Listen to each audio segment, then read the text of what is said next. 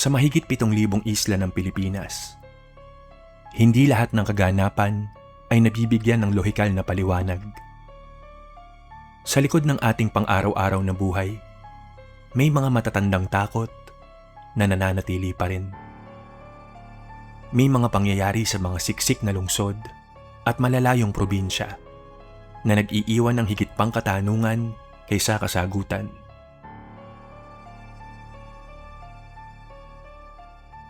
Mga kwentong madalas nating ipagsawalang bahala hanggang sa tayo na mismo ang makasaksi.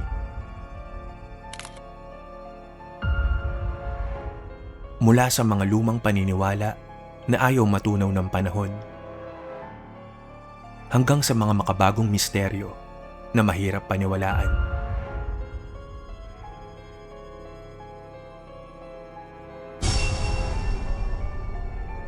Sino o ano nga ba ang tunay na nagtatago sa dilim? At gaano kalalim ang handa nating hukayin para sa katotohanan? Mula sa Takot Tonight, samahan niyo akong harapin ang mga bagay na pilit nating iniiwasan.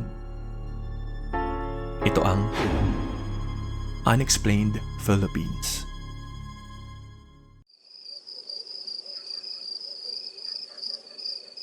Alam nyo, hindi naman lahat ng kwentong kababalaghan dito sa atin tungkol lang sa mga aswang o maligno na paulit-ulit na lang natin napapanood o napapakinggan.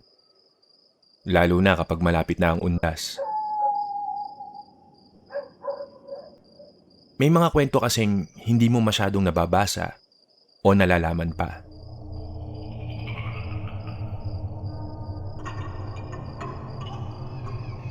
Yung mga pinag-uusapan lang kapag mahina ang huli ng isda sa dagat.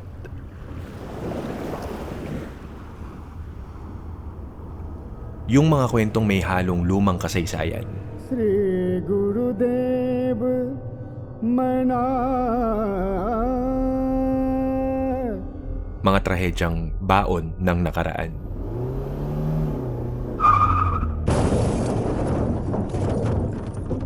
At mga hiwagang pilit inilalapat sa siyensya.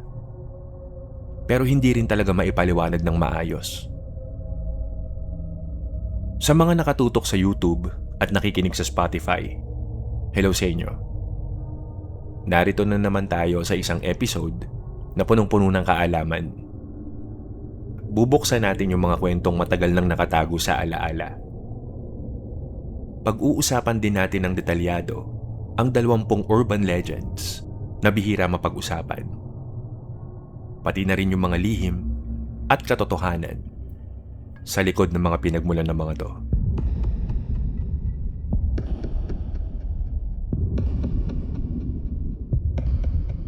Ang mga tagahuli ng San Telmo.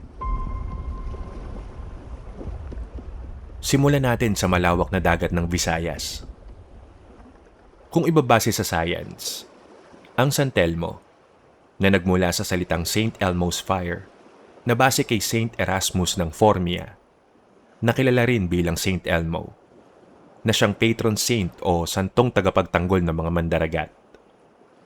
Ito raw ay isang uri ng coronal discharge o plasma. Nangyayari daw to kapag sobrang taas ng kuryente o electric field sa hangin dahil sa thunderstorm.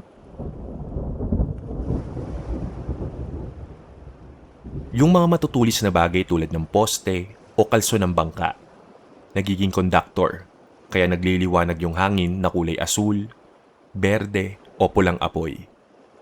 O kaya naman daw, galing to sa marsh gas o methane, mula sa mga nabubulok na bagay sa baybayin na kusang nag-aapoy kapag nahanginan. Pero paano mo ipapaliwanag scientifically yung mga eksenang paulit-ulit na kinukwento ng mga matatandang mangingisda sa Iloilo, Antique at Samar? Isipin mo to. Noong dekada 80, pumalaot sa dagat sina Mang Cardo at ang pamangkin niyang si Berting.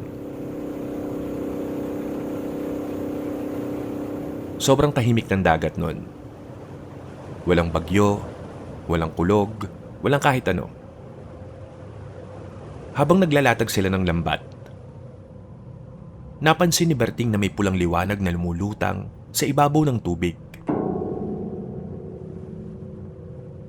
Mga 50 metro ang layo sa bangkang demotor nila.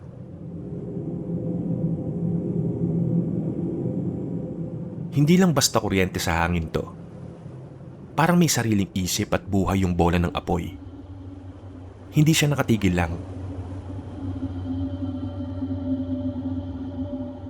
Marahan siyang gumagalaw.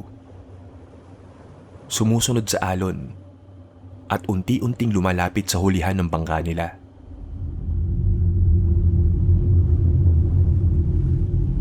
Sa matinding takot ni Mang Cardo, pinaandar niya agad yung makina at iniliko pabalik sa dalampasigan yung bangka. Pero bago pa man sila makalayo, nang tumingin si Berting sa harapan, may panibago na namang bolang apoy na biglang lumabas sa mismong unahan ng bangka nila. Nakatitig sa kanila at yung init na binubuga nito, hindi nakakapasok. Malamig na init na nagpapatayo ng balahibo nila. Ayon sa mga matatanda doon, ang San Telmo daw ay hindi lang basta gas o plasma. Nagmumula raw to sa dugo ng mga taong nalunod sa dagat nung panahon ng digmaan o kaya sa mga aksidente na hindi pa nakukuha ang bangkay. Naghahanap daw ang mga bolang apoy na to ng mga buhay na kaluluwa para isama sa malamig at madilim na ilalim ng dagat.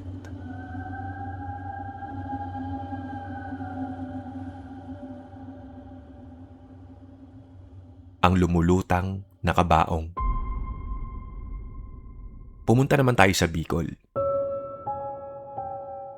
Partikular sa mga tagu na Luok sa Sorsogon at Catanduanes. May kinatatakutan doon ng mga naninirahan sa dalampasigan kapag panahon ng habagat.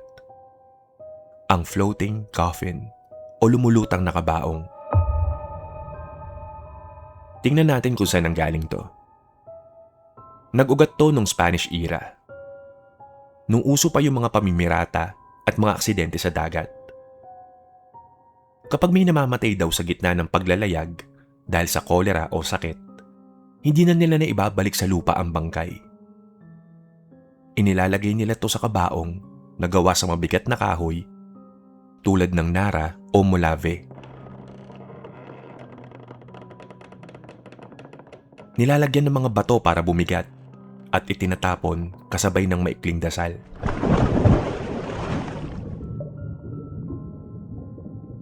Pero may mga kabaong daw na ayaw talagang lumubog. Ito ang senaryo. Hating gabi. Naghihintay ng huli ang isang grupo ng mangingisda. Biglang tatahimik ang buong paligid.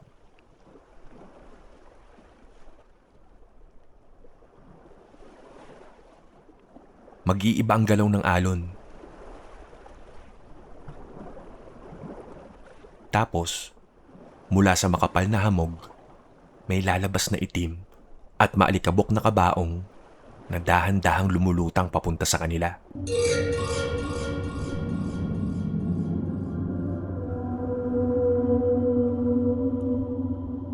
May sarili pa tong mahinang berdeng liwanag sa mga siwang ng kahoy. Walang nakakalapit dito. Kapag sinubukan mong paandarin ang makina para takasan o lapitan to, biglang mamamatay ang makina.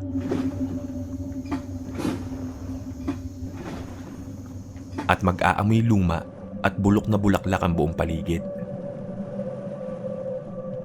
Ang tanging magagawa mo na lang, magdasal habang nakapikit habang naririnig mo yung kahoy ng kabaong na kumukusko sa gilid ng bangka mo.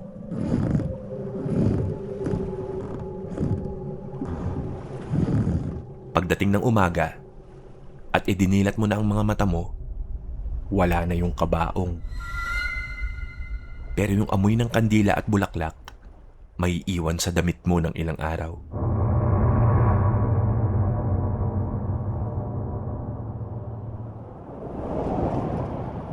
ang puting kotse. Sa mga mahabang kalsada naman na nag-uugnay sa Nueva Ecija at Tarlac, may kwento ang mga truck driver at biyahero sa gabi tungkol sa misteryosong puting kotse.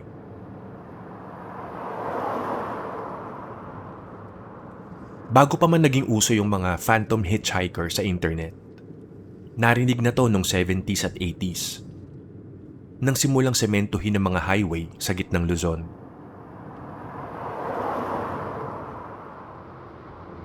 Mula sa mga totoong aksidente ng mga biyaherong na aksidente dahil sa antok, mabilis na takbo at kawalan ng ilaw, nabuo ang kwento ng isang napakalinis at klasikong puting sedan na walang plaka na bigla na lang sumusulpot sa dilim.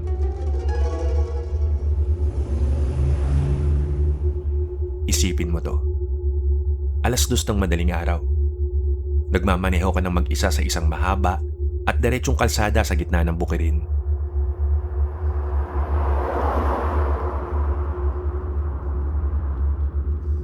Walang ibang sasakyan.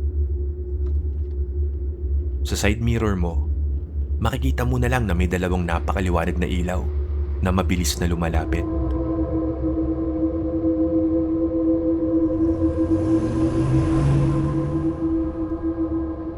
Aabutan ka ba? Hindi.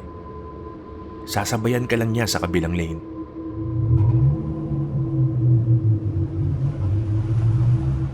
Kapag tiningnan mo yung loob, sobrang itim ng tint ng salamin.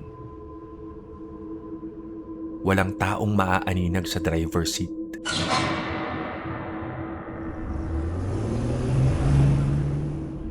Kapag binagalan mo, babagal din siya. Kapag tinapakan mo ang gas hanggang 120 kilometers per hour, mananatili lang siya sa tabi mo nang walang kahit anong tunog ng makina. Ang pinaka nakakatakot, pagdating mo sa isang makipot na tulay o sementeryo sa gilid ng daan, biglang liliko yung puting kotse pabalik sa linya mo. At didiretso mismo sa sasakyan mo. Mapapakapit ka na lang kasi alam mo magbabanggaan kayo.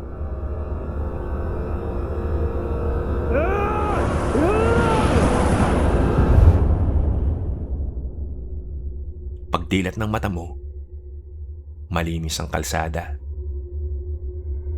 Nawala na siya, pero may iwan kang nangangatog ang mga kamay mo sa manibela.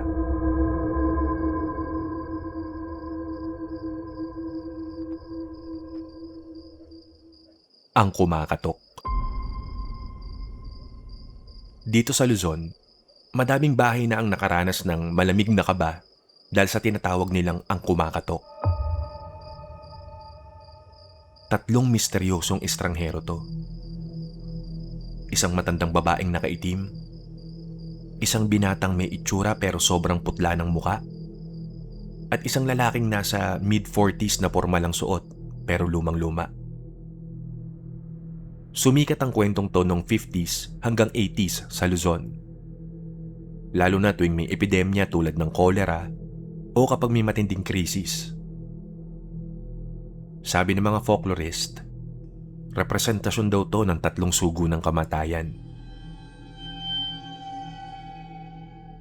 Pakinggan mo tong nangyari sa Laguna noong 1968. Tahimik ang gabi at natutulog na ang pamilya Reyes nang biglang may 3 mabibigat at mabagal na katok sa pinto nila. Akala ng tatay, kapitbahay lang na humihingi ng tulong. Lumapit siya sa pinto at sumilip sa siwang. Sa ilalim ng mahinang ilaw, nakatayo yung 3 taong hindi niya kilala. Nakatitig lang sila diretso sa pinto. Walang pagkurap, walang kaimik-imik. May bilin ng mga matatanda kapag ganito. Wag na wag mong bubuksan ang pinto at wag ka ring sasagot. Nang hindi nakapagpigil ang tatay at nagtanong ng, "Sino yan?" Dahan-dahang tumalikod yung tatlo at naglaho sa dilim. Pagkalipas ng 3 araw, yung pinakabatang anak nila biglang nagkasakit ng matinding lagnat at pumanaw ng walang malinaw na medikal na dahilan. Ang nakakakilabot dito, mula Bicol, Tagalog Region, hanggang Ilocos, na wala namang mabilis na komunikasyon nun. Iisa ang description ng mga saksi sa 3 taong kumakatok sa gitna ng gabi.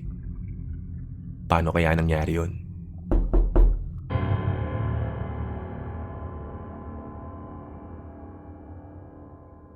Ang pugot ng Abra at Ilocos.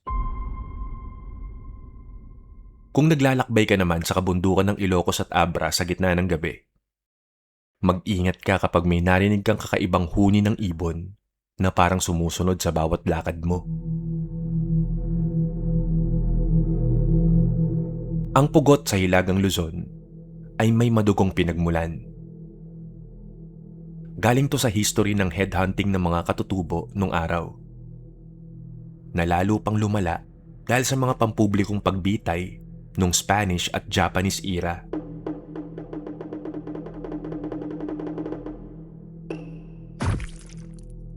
Kung saan libu-libong sundalo at sibilyan ang pinugutan ng ulo at itinapon sa bangin.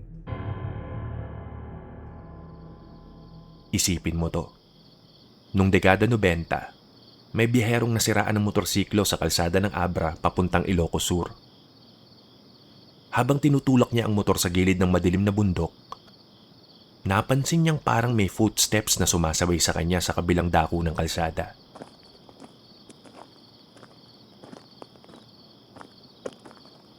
Huminto siya. Huminto rin yung tunog. Nang itapat niya ang flashlight sa makapal na halamanan, laking gulat niya nang makakita siya ng napakataas na lalaking nakasuot ng lumang damit. Pero wala tong ulo. Sa halip, hawak ng kanang kamay niya ang sarili niyang pugot na ulo na nakatitig sa kanya. Habang ang bibig nito ay gumagalaw at naglalabas ng tunog na parang huni ng ibon.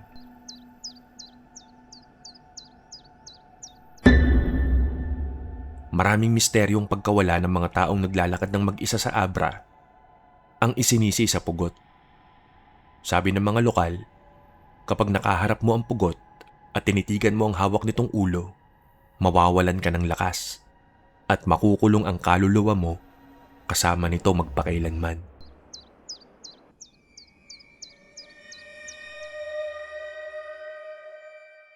Ang babaeng walang yabag. Sa mga lumang bayan tulad ng Vigan, Taal o Intramuros, kung saan gawa pa sa lumang cobblestone sa mga kalsada, pakinggan mong mabuti ang paligid kapag naglalakad kang mag-isa. Nagmula to sa lumang paniniwala na ang mga taong namatay ng may malaking kasalanan o hindi natapos na panata nung panahon ng Kastila ay condemned na maglakbay sa mga kalsadang ginagalawan nila nung nabubuhay pa sila. Ito ang kwento. Galing ka sa late night shift at naglalakad ka sa makipot na iskinita ng lumang bayan. Sa likod mo, naririnig mo ang malinaw na tunog ng mga yabag ng sapato sa semento.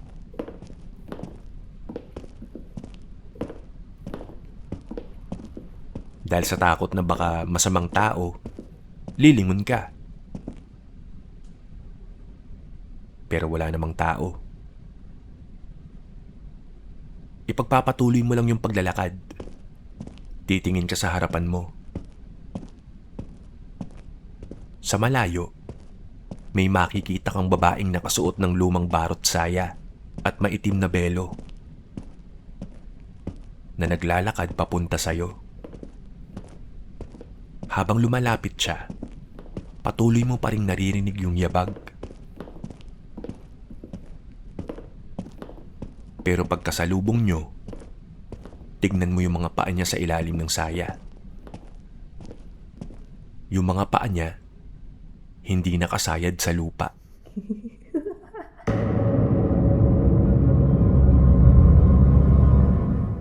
Nakalutang.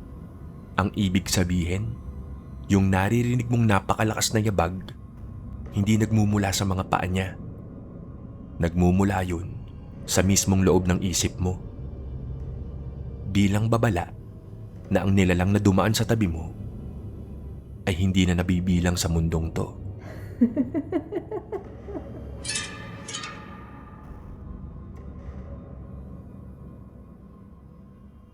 Ang matandang nagtitinda ng kandila.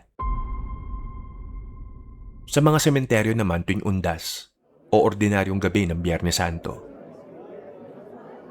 mag-ingat ka kapag may lumapit sa iyong matandang nagtitinda ng kandila. Hango to sa tradisyon ng Todos los Santos.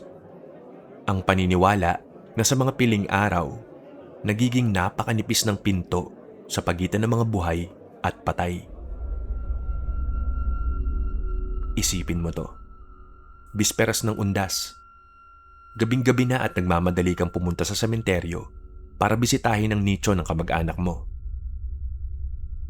Dahil sarado na ang mga tindahan, nag-alala ka na wala kang madadalang kandila. Sa tabi ng lumang arko ng sementeryo, may makikita kang matandang babaeng nakaupo sa maliit na bangko. Sa harap niya, may mga nakalatag na pulang kandila. Sobrang galang niyang makipag-usap. Doon ka bibili. Magbabayad ka ng barya. At aabutan ka niya. Kakausapin ka pa niya. Para kanino ang kandilang ito? Tsakin mong ititirik mo to sa tamang nicho bago pa mawala ang liwanag. Lalayo ka ng kaunti.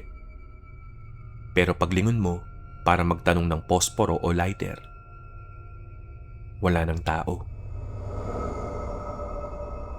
Ang bangko ay nababalutan ng makapal na alikabok at tuyong dahon na parang ilang taon nang walang nakaupo. Sabi ng mga nakakaalam, ang matandang to ay hindi totoong tao at hindi barya ang habol niya. Nagtitinda siya para mangolekta ng mga pangalan ng mga taong malapit ng mamatay sa loob ng mga susunod na buwan. Kapag itinirik mo ang biniling kandila sa kanya, isinusulat mo na ang sarili mong pangalan sa kabilang buhay.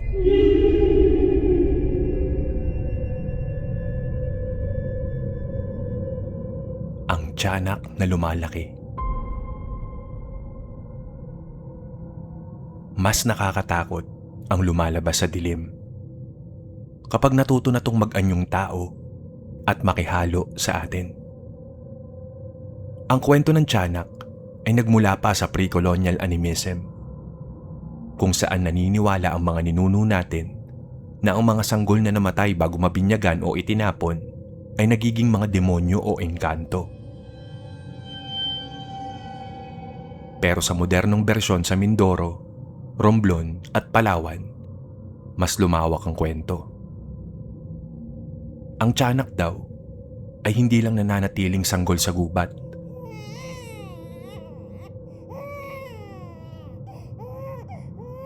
Kapag nakakain to ng sapat na dugo ng tao, nagkakaroon to ng kakayahang lumaki at mag-anyong matanda para makipamuhay sa mga barangay.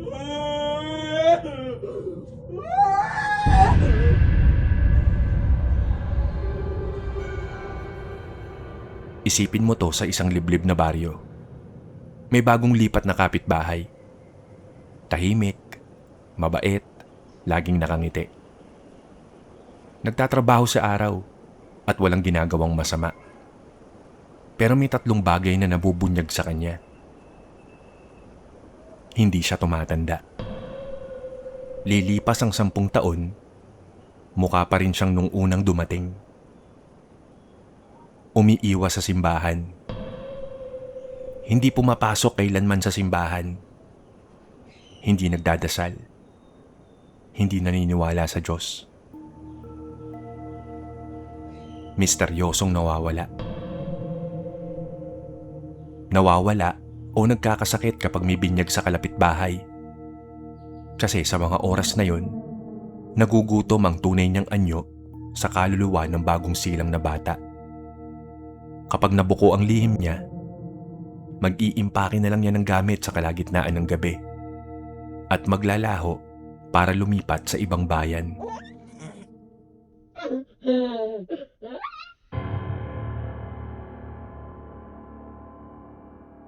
Ang paring itim.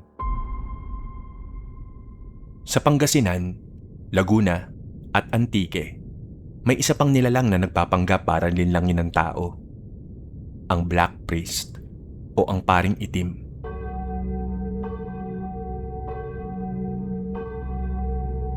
Nagmula to nung Spanish era, kung saan napakalakas na kapangyarihan ng mga praile. Ang imahe ng itim na pare ay sumisimbolo sa takot sa masasamang elemento na nag-aanyong banal para makuha ang huling hininga ng tao.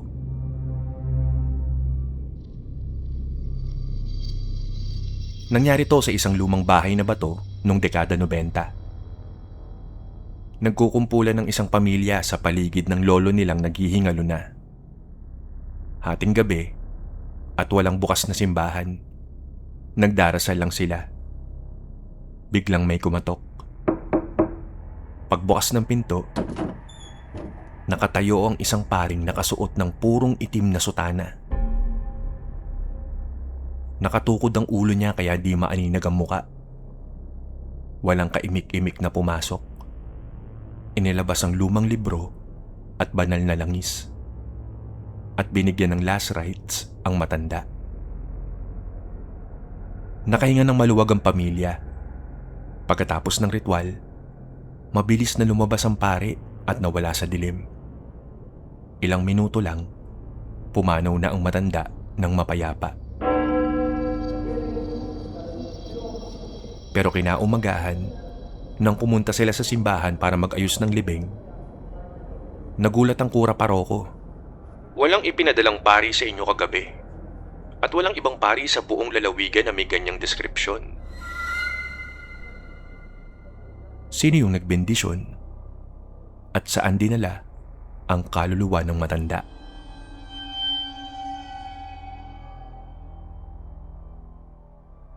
Ang hindi nakikitang pasahero. Pumunta naman tayo sa gabi sa mga lungsod. Tanungin mo yung mga driver ng taxi o ride-hailing app sa Manila, sa Cebu o Davao. Pare-pareho ang kwento nila tungkol sa invisible passenger. Isipin mo si Mang Ben, gabi-gabing taxi driver. Alas 3 ng madaling araw, umuulan ng malakas sa Espanya Boulevard. May pasaherong nakatayo sa waiting shed na kumakaway. Huminto si Mang Ben. Bumukas ang pinto. Pumasok ang malamig na hangin at sumara ang pinto. Ang sabi ng sumakay na babae, sa sementeryo daw, sa Manila North.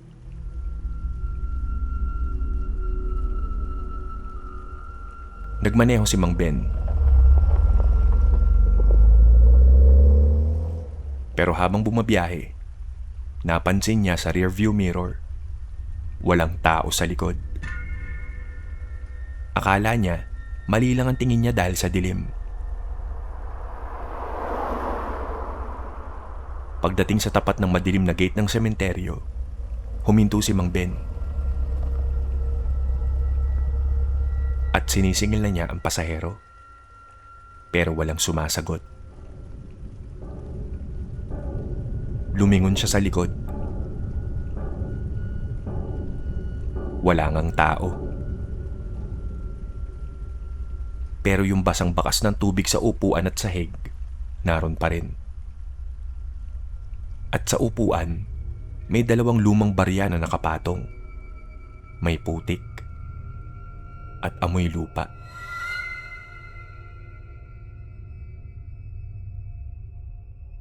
ang natutulog na pasahero. Sa mga konduktor at driver ng provincial bus mula Manila papuntang Bicol o Ilocos, may kwento rin sila ng sleeping passenger.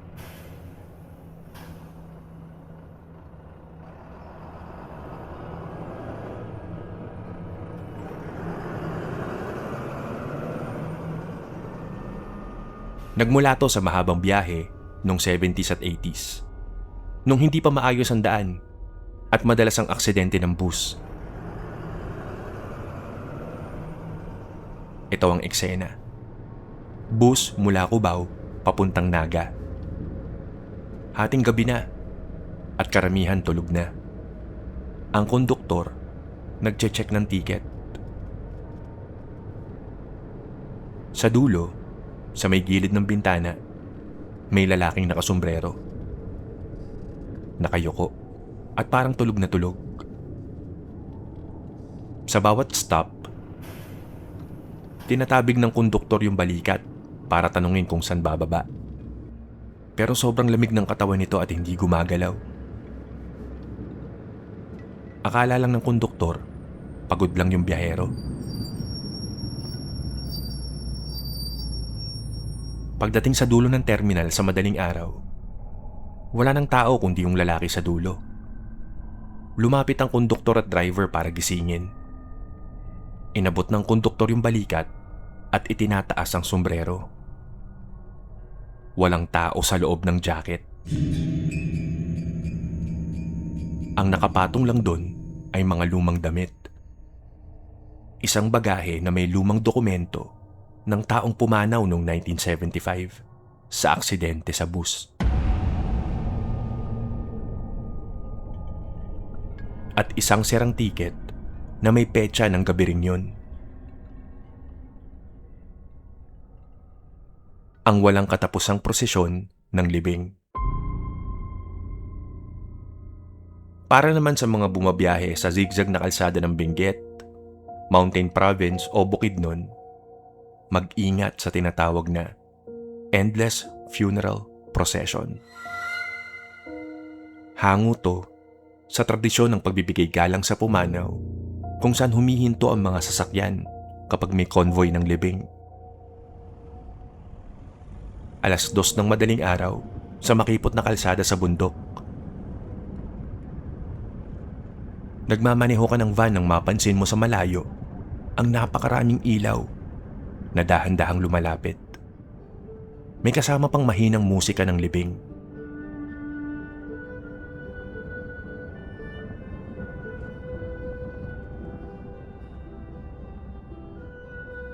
Itinabi mo ang van sa gilid ng bangin para magpadaan.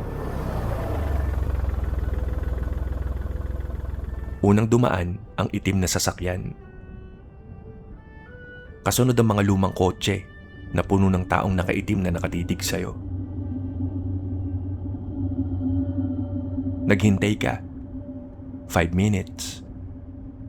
10 minutes. Hanggang umabot na ng kalahating oras. Hindi natatapos ang linya. At nang titigan mong mabuti, iisa lang ang uri ng sasakyan at magkakamuka ang mga tao sa loob. Yung tao sa pang-10 kotse, yun din yung nasa unang kotse. Prosesyon pala to ng kabilang buhay. Kapag nawalan ka ng pasensya at sinubukan mong sumingit, didiretso sa bangin ng sasakyan mo. At ikaw na ang kasama sa dulo ng prosesyon nila. Ang kumakantang kawayan. Sa mga liblib na barangay sa bundok, ang kalikasan mismo ay may lihim na banta. Sa kultura natin, may malalim na koneksyon ng kawayan sa mga alamat.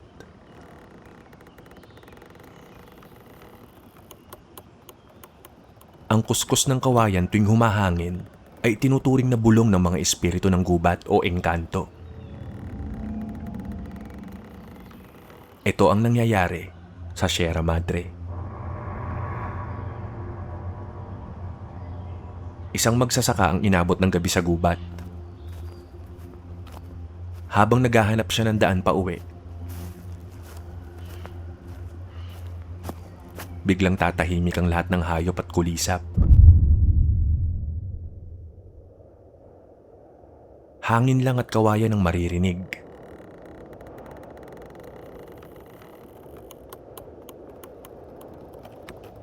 Pero habang nakikinig siya, ang tunog ng kawayan ay nagiging malinaw na boses ng babaeng kumakanta ng oyayi o yung lalabay.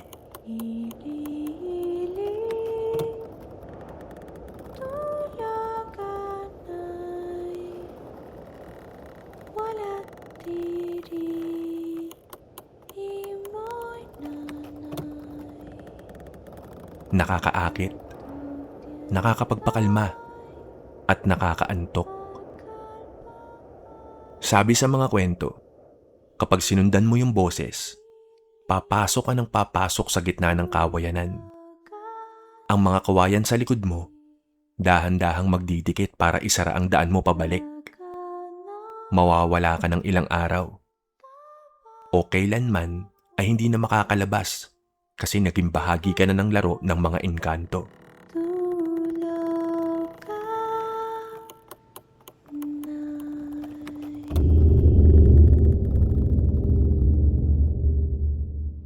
Ang nilalang na buntot pagi. Sa mga bakawan ng Mindanao, lalo na sa Agusan at Surigao, may kinatatakutan ng mga naninirahan sa ilog. Ang buntot pagi creature.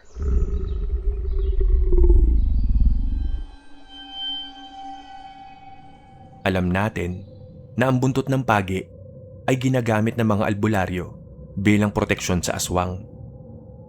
Pero sa kwentong to, baligtad. Ang nilalang mismo ang may buntot ng pagi.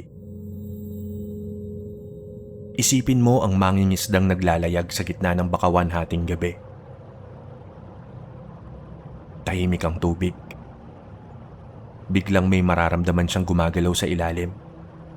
Pag ilaw niya sa tubig, makikita niya ang nilalang na parang tao ang itaas. Maputla, walang buhok, maitim ang mata.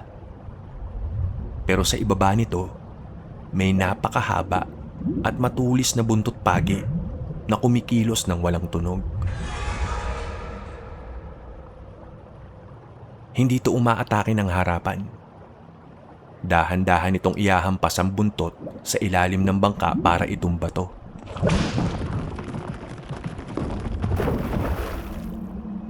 O ipupulupot sa paa mo para hilahin ka papunta sa ilalim ng nangingitim na tubig.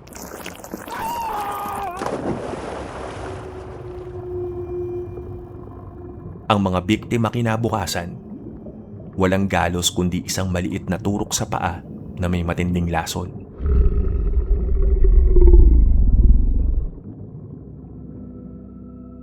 Ang umiiyak na bukirin. Sa mga bukirin ng Nueva Ecija at Bulacan, bago ang anihan, may tinatawag na crying rice field o umiiyak na bukirin. Galing to sa paniniwala sa mga lidero, espiritu ng lupa na nagpoprotekta sa ani. Alas 11 ng gabi. Naglalakad ang isang magsasaka pauwi. Sa gitna ng malawak at bakanting taniman, maririnig niya ang iyak ng bagong silang na sanggol.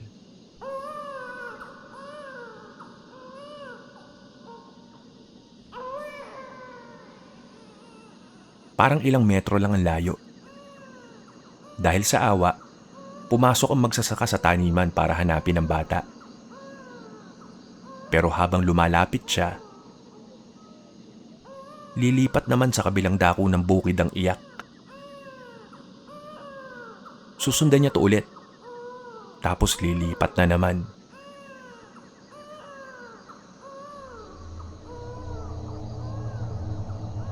Hanggang sa mawawala na siya sa ulirat. Hanggang sa malilito na siya at magtataka. Ang sino mang pumasok doon ay iikot lang ng iikot sa buong gabi. Pagdating ng umaga, matatagpuan na lang siya ng mga kapitbahay na nakatayo sa gitna ng bukid. Tulala at hindi makapagsalita sa matinding takot.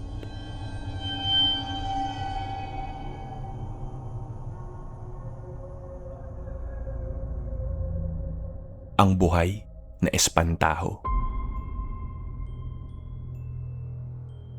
Sa mga sugarcane plantation sa Negros, Panay at gitnang Luzon, wag na wag mong tititigan ng mga living scarecrow o buhay na espantaho. Nagmula to sa mga sakada nung araw. Dahil sa paghihirap at misteryosong pagkamatay ng mga manggagawa, ang mga espantaho na gawa sa kawayan at damo ay naging tirahan ng mga naghihiganting espiritu. Ito ang isipin mo. Nagtatrabaho ang driver ng traktora habang palubog ang araw. Sa gitna ng tubuhan, may nakatayo na lumang espantaho. Lalagpasan mo. Pero paglingon mo, pagkalipas ng ilang minuto, yung espantaho na dapat ay malayo, nasa mas malapit na pwesto na. Hindi mo siya makikitang gumagalaw. Walang tunog. Pero sa tuwing lilingon ka at titingin ulit, papalapit siya ng papalapit. Ang mukha niyang kawayan, dahan-dahang nagiging nakakatakot ng ngiti.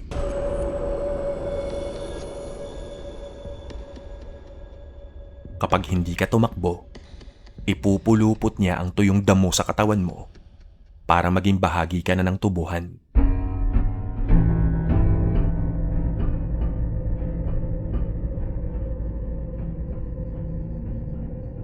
Ang palengke ng anino. May mga lugar na wala sa mapa. Sumusulpot lang kapag ang gabi ay nasa pinakamadilim nitong oras. Ang shadow market o palengke ng anino. Nakatali ito sa alamat ng Biringan City sa Samar. Noong 2005, may 2 biyaherong nawala sa gubat sa Samar. Hating gabi na nang mag-iba ang hangin. Ang madilim na gubat, napalitan ng maliwanag na ilaw ng lampara.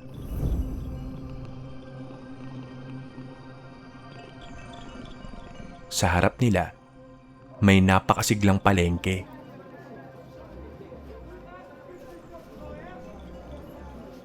May nagtitinda ng prutas, karne, at mga alahas. Ang mga tao, magaganda ang suot, at perpekto ang muka. Aalukin ka ng pagkain, alak, at prutas na kulay itim o ginto. Pero ito ang babala. Huwag kang kakain o iinom ng kahit ano. Yung isang biyahero, kumain ng itim na kakanin dahil sa gutom. Pagkakain niya, ang buong palengke, yung mga tao, ilaw at yung mga paninda, biglang naglaho parang usok.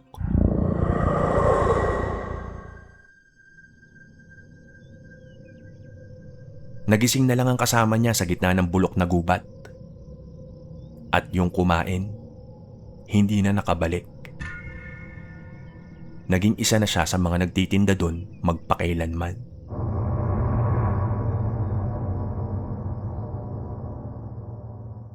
Ang madring kalahati ang muka. Sa mga lumang kumbento sa Intramuros, Cebu at Iloilo, naroon ang kwento ng half-faced nun. Galing to noong World War II, kung saan maraming madre at sibilyan ang namatay sa loob ng kumbento habang binobomba to. Isipin mo, isang estudyante ang naiwan ng gabi sa lumang Catholic school.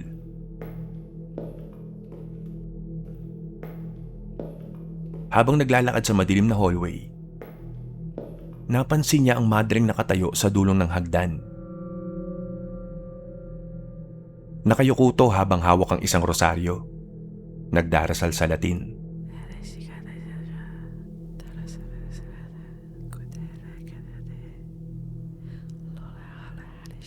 Lumapit ang estudyante. Sister, excuse me po, saan po ang labasan? Dahan-dahang itinaas ng madre ang ulo niya. Ang kanang kalahati ng mukha niya, napakaganda at maamo. Pero ang kabilang kalahati, purong sunog na bungo. At may uod na lumalabas sa mata. Bago ka pa makasigaw, maririnig mo na lang yung boses ng dasal niya. Nandun na sa mismong gilid ng tenga mo, nakatayo na sa tabi mo. Credo in Deum, Patrem omnipotenter, Creatorem celi et terrae, et in Iesum Christum.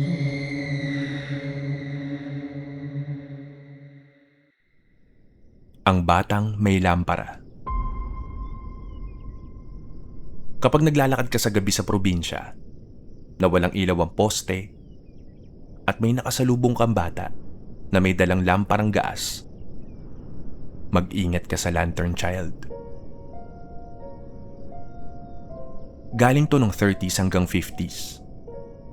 Nung wala pang kuryente, at inuutusan ng mga bata na bumili ng gaas sa gabi. Naglalakad ka pa uwi.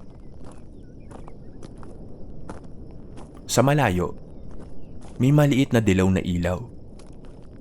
Paglapit mo, isang batang lalaking nakakamisa di chino ang may hawak na lampara.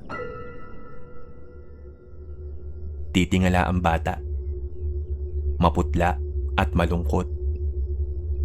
Kuya, alam mo ba ang daan pa uwi sa amin? Ang rule, sagutin mo ng magalang at ituro ang daan. Pero wag na wag mong hahawakan ng kamay o sasabihing sasamahan mo siya. Kapag sinubukan mong takasan, sa bawat 10 hakbang mo sa dilim, mulit-muli siyang lalabas sa mismong harapan mo habang nagtatanong ng parehong tanong. Hanggang sa mawala ka sa kalsada at makita mo na lang ang sarili mo sa gitna ng isang lumang sementeryo.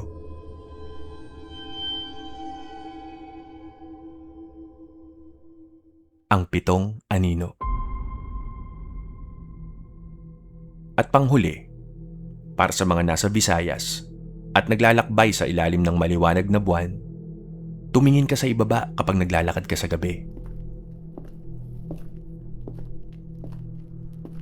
Galing to sa lumang paniniwala na ang tao ay mahigit sa isang kaluluwa. Ang iba ay nakatali sa anino natin, ang kwento ng 7 shadows o ang 7 anino. Naglalakad ka sa dalampasigan o sa kalsada habang full moon. Walang ibang ilaw, kaya dapat iisa lang ang anino mo.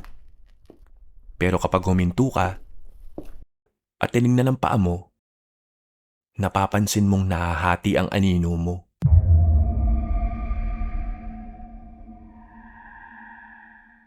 Nagiging 2, 3, 4, hanggang maging 7. Ang 6 dun ay ang sarili mong espiritu. Pero ang ika-7 anino, iba ang hugis. Mas mataas, mahaba ang daliri, at hindi sumusunod sa galaw mo. Kapag itinaas mo yung kamay mo, nakatayo lang yung ika-7 anino. Hindi sa'yo yun. Isa yung masamang nilalang na pumili sa'yo ngayong gabi. At kapag dinala mo yan sa paglalakad mo, papasok yung aninong yan sa pinto mo at sasama sa'yo sa loob ng kwarto mo.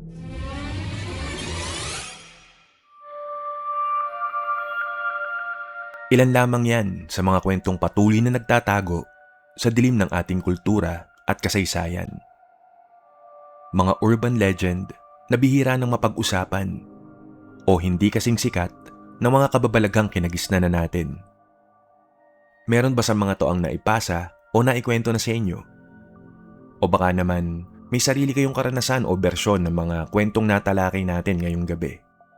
I-share nyo lang ang mga kwento nyo o feedback sa comment section natin. Maraming salamat sa bawat isa sa inyo na patuloy na naglalaan ng oras para tumutok, makinig, at makipagpuyatan sa mga contents natin. Sa mga bago pa lang sa community, welcome aboard! At sa mga nakatutok na mula pa nung simula, maraming salamat sa walang sawang suporta. Hanggang sa susunod nating kwentuhan, mag-iingat kayo. At tandaan, hindi dahil hindi mo nakikita, ay wala na. Ako si Baron, at ito ang Takot Tonight. Unexplained Philippines.